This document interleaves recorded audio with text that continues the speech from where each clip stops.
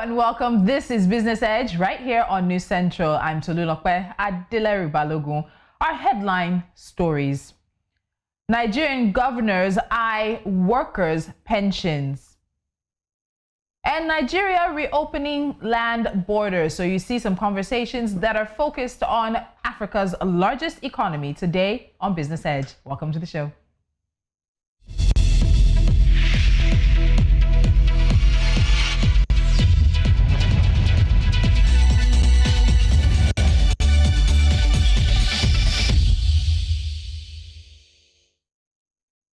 Now, Nigeria's National Pension Commission has revealed that 7.51 trillion naira, or about 66.27% of the funds have been invested. After this quarterly report, Nigerian governors under the collective of the Nigerian Governors Forum, NGF, agreed to borrow 2 trillion naira at 9% interest from the growing funds under the contributory pension scheme, as well as accessing 15 trillion naira for national infrastructure funding through infra credit at a lower interest rate of 5%. Meanwhile, records from Nigeria's National Pension Commission reveal that more job losers are approaching their pension fund administrators, PFAs, to access parts of their funds in their retirement savings accounts. Available data from PENCOM shows that in the third quarter of 2020, 26,458 workers lost their jobs since the COVID-19 pandemic started. They have withdrawn 14.79 billion naira from their RSAs in 10 months. This withdrawal is possible because of the Pension Reform Act 2014, where a worker who loses his job can withdraw 25% of his RSA after waiting for 4 months without finding another job. PENCOM, in its first quarter report, said the commission granted approval for the payment of 4.31 billion naira to 8,221 RSA holders who were under the age of 50 years and were disengaged from work but unable to secure another job within 4 months of disengagement.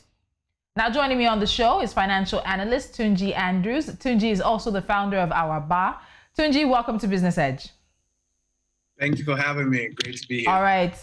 So let's just do a quick background on what the governors want. So I'll take this statement from the governor of Ekiti State and Governor Kayode Fayemi, who's also the chairman of the NGF, said there is nothing wrong and we are not going to be apologetic that we want to borrow to fund infrastructure.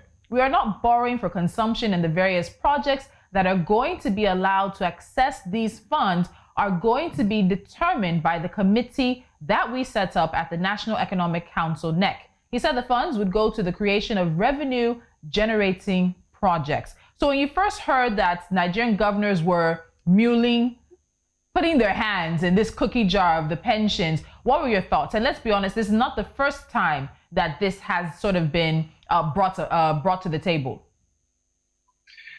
Yes, it's not the first time. And also, Governor Fayemi isn't entirely wrong with saying that it's not a bad thing to use pension funds to fund infrastructure. It is one of the uses in some parts of the world of pension funds, generally because pension funds are generally long-term.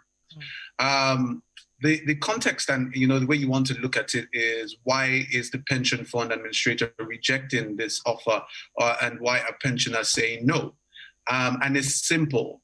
One of the primary concerns for a pensioner is, I put my money into this pension fund. When it is time, at least let the money I put in be there. We can talk about interest later, but at least let the 2 naira that I put down, let me meet the 2 naira there when it's time for me to retire. And the governors have not come up with a framework for that to happen. Government borrows from the pension fund, but via market structures. Yeah. So there is a debt market where they go through the debt management office, and it's a structure which they must pay back. There is no condition, there's no excuses, there's no window for failure. So the governors, if they want to borrow money, they need to sit down with the capital market, create proper products that will make it happen, so that any which way, the people who put their money there will meet it when it comes out. They might find more, but let them at least meet their money when it's time for them to collect it. Okay, so as we talk about this, a lot of things are coming up and there's been reactions. We've heard from the Nigerian Labour Congress. We've also heard from the Socioeconomic and Accountability Rights Projects. But a lot of people are also worried about the potential of default. Could governors default, considering that many states in Nigeria rely on allocations with little internally generated revenue, which then would leave people who have worked, who have put money into their pensions, thinking that, of course, this is going to meet me in the future, could leave them holding an empty bag. What do you think? That's what I'm talking about. So are governors ready for the framework to be that when they collect when they borrow from these pension funds via a market structure, that when allocations come, it is removed at source? Are they ready to lose assets, government assets, when they fall? Those are the conversations that they need to have to be able to access these funds. The truth is that pension funds, because of the fact that I may be 23 and I start contributing and I'm not going to get my money till I'm 60, it gives it a long lifespan for people, for the administrators to be able to put it into things like infrastructure and be able to get the money back. But the question is, will they get it back? So the governors need to be not just speaking what is happening in the rest of the world. They have to speak to the concerns of people getting their money back. Yeah. Will we take it at source? Will we seize your assets when you don't pay? What is the framework to make sure that we get the money back? Until they start having that conversation, we will not move from where we are. Do you think this is Nigerian governors looking for an easy way out? You have oil revenue that has been declining over a number of years, and we know that every month Nigerian states, federal and local governments share revenue from the federal purse, from the national cake, as some would say. You have states that are known to be owing pensions. Abia State, for example, is said to have owned about 32 months of salary, of pensions rather, going back to 2014. You have civil service that people have complained about is bloated. We're not bringing in technology to address how to make the civil service work for Nigerians. Is this Nigerian governors trying to take an easy way out rather than making the difficult decisions that would make their states financially viable? When we also look at the financial viability of many of these states, you probably only have Lagos and I think is it Rivers, which is a distant second to Lagos in terms of even internally generated revenue. What do you think? Yes, it definitely is. Without a doubt, it definitely is. The pension funds look like an easy target. They are the largest pool of funds of investors in Nigeria, the largest pool of funds that are domestic in Nigeria. So it looks like an easy target, and it's a long-term fund. So it will always come to people's minds. That is the same way that unclaimed dividends continues to come to the minds of lawmakers, because it is money sitting there and they believe that, hey, why don't we just touch it? But, it will make everybody a lot more comfortable if every state in the country was like Lagos. Yeah. I'm talking in terms of being able to generate internally generated revenue. So at least we know that money is coming, because it can't just be less fund infrastructure for less fund infrastructure's sake. What kind of infrastructure are we funding? What is the revenue generation model for that infrastructure? Is it going to be an infrastructure that we'll create now and people will say they don't want to pay for that infrastructure in 2 months? What is the conversation? But they're not having the hard conversation. So, and I'm very confident in PENCOM. They are very competent, and they will not, just agree without having the best interest of pensioners at heart. Okay, so I just want to add some information and context to this. And while you have all that faith in PENCOM, some people wonder about us having faith in politicians in Nigeria. And again, as we said, and you mentioned earlier, government has borrowed from pension funds, but in a very restricted and structured way. For instance, when pension funds are used to buy federal government bonds, the bonds are by implication being lent as money to the bond issuer, which is that of the federal government. However, what regulates how pension funds can be used does not provide for direct borrowing as being sought by the NGF.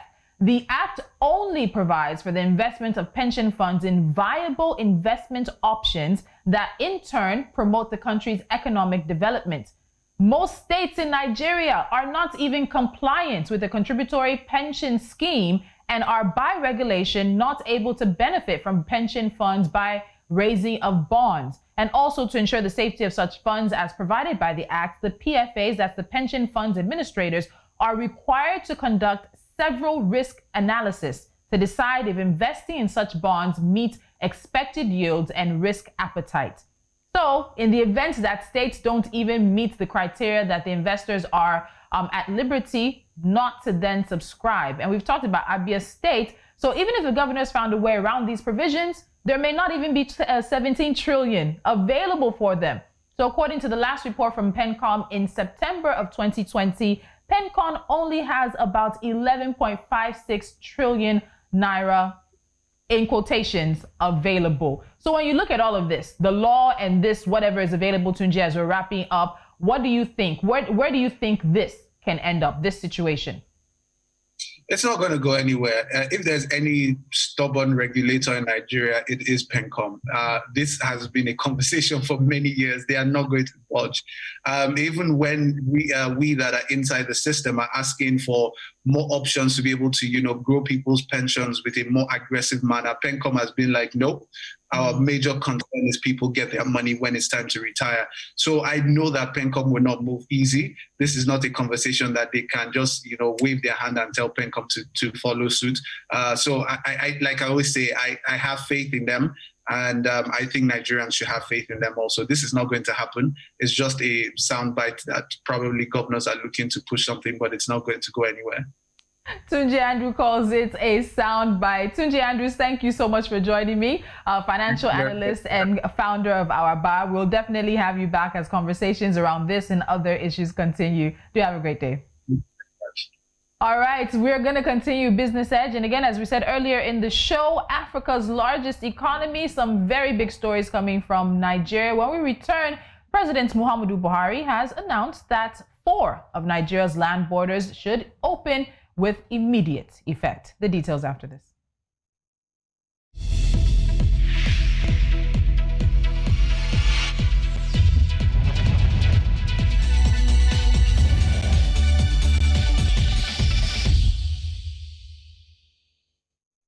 This is still News Central right here, and we of course are on Business Edge. And now let's get into a story, news that broke last night and has already generated reactions. President Muhammadu Buhari has announced that with immediate effect, 4 of Nigeria's major land borders are to reopen. Nigeria's finance minister Zainab Ahmed made this known at the end of Wednesday's Federal Executive Council meeting.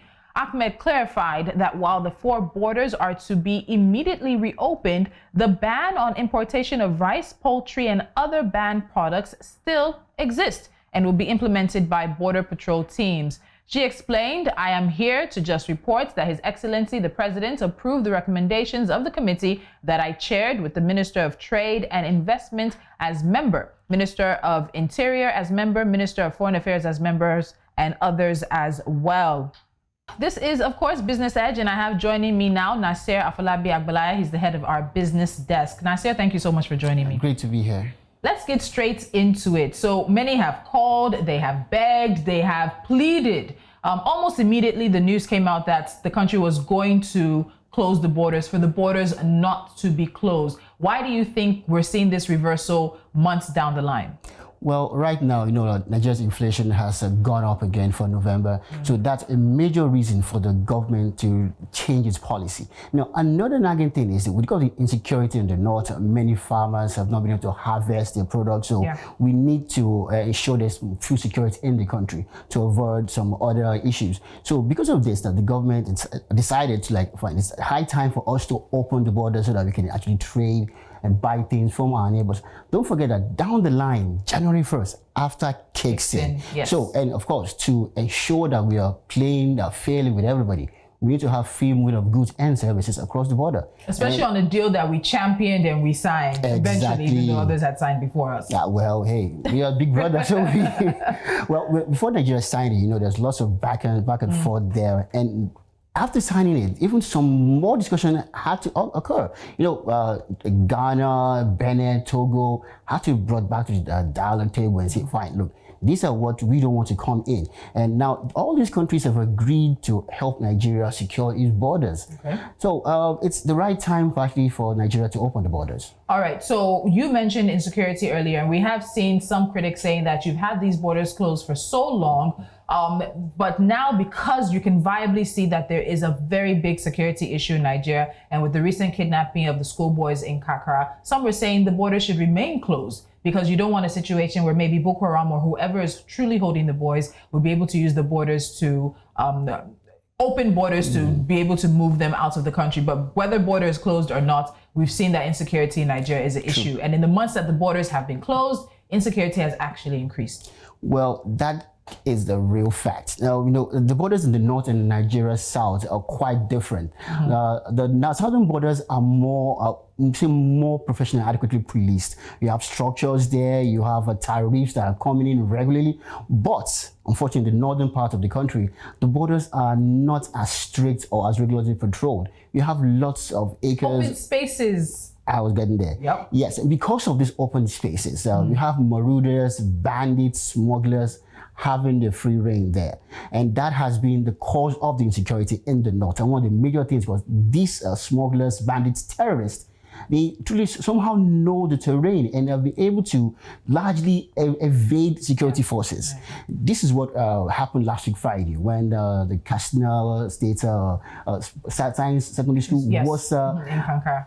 Exactly. Now, unfortunately, this has a precedent in history. During the when former President General Murtala Muhammad was killed, the borders of Nigeria was closed, and those involved in that coup were tracked down and found. I guess this is one of the reasons why people are criticizing that why it is happening now. But look at it on the financial point of view. If the border closure continues, Nigeria continues to lose also. We need to have an open border where people can trade, buy things easily. To a large extent, it helps our economy also when the borders are open. So this is a discussion with the government really had to take it. That decision has to be taken right now and then. And the security situation is still ongoing, unfortunately. And the government has been speaking to the partner nations to see how this can be augmented. Remember that when many gains were made some years ago, it was because Nigeria and her neighbors, they had an agreement to jointly patrol the borders. So with this, terrorist activity went down.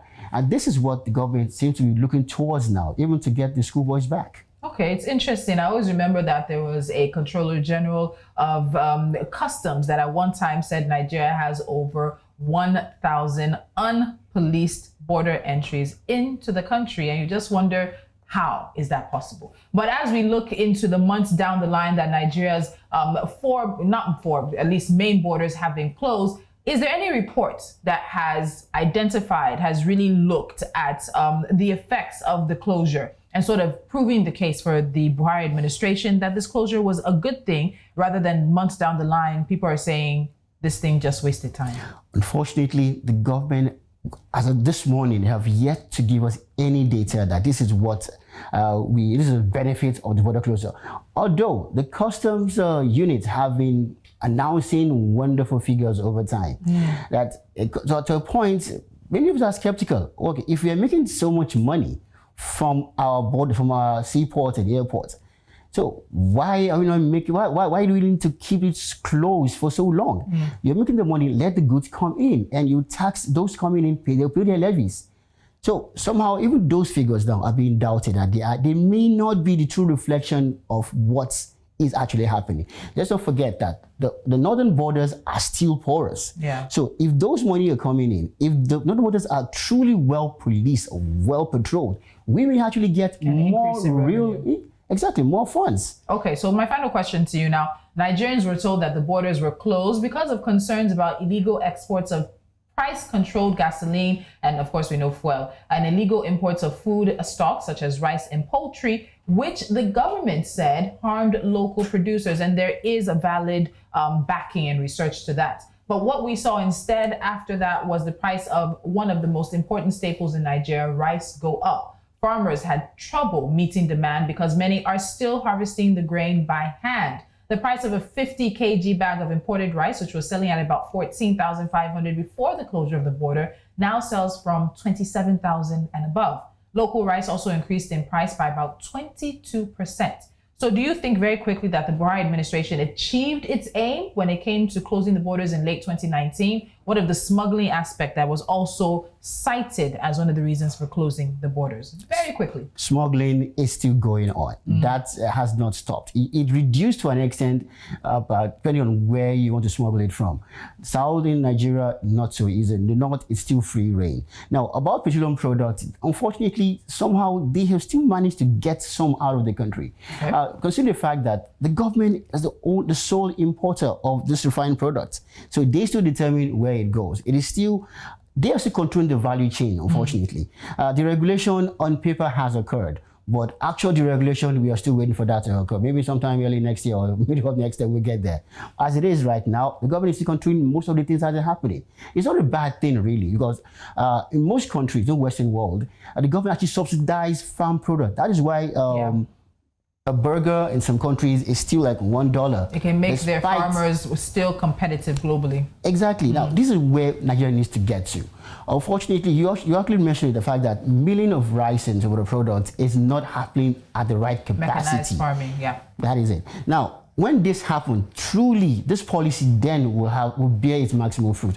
People are going to the farms as much as they can, where it is possible. But Nigeria is still not as safe as it should be. So if all this thing is wrapped down and security is wrapped up, yes, the maximum output in Nigeria can actually feed its population. All right, Nasir Afolabi Agbalaya, thank you so much, head of our business desk here at News Central. Now let's move to NC4 to watch as we wrap things up. Nigeria's daily oil production falls to 1.32 million barrels. The crude oil production in Nigeria reduced to 1.32 million, barrels per day in November in agreement with OPEC plus quota. This directly impacted the amount of sales possible as price stability hinged on a second wave of COVID-19 movement restrictions globally. From Nigeria, we're staying in West Africa. Ghana's gross domestic product shrank by 1.1% year on year between July and September of this year. That's Q3 2020. And this is despite government easing COVID-19 restrictions. This is compared to a 3.2% shrinkage in Q2 of 2020. The non-oil GDP for the quarter shrank 0.4% year on year, while industry declined 5.1% over the same period, compared with a 5.7% contraction in the previous quarter. Moving on now, we are in Morocco. Morocco's central bank, Bank Al Maghrib, expects remittances from Moroccans living abroad to reach 70 billion Morocco dirham. That's about $7.8 billion in 2021. The bank predicts transfers could rise even further in 2022 to 71.4 billion Morocco dirham. The money transfers from this segment stabilized at 65.8 billion Moroccan dirham this year, despite the COVID-19 crisis, which triggered a drop in remittances in April. And finally, we're in East Africa, where the amount of foreign exchange reserves in Kenya has been on a steady decline since the pandemic hit Kenya in March. The reserves have dropped by 10% since the start of the year to $7.849 billion in the week that ended on December 11th. That was from $8.758 billion in the first week of 2020.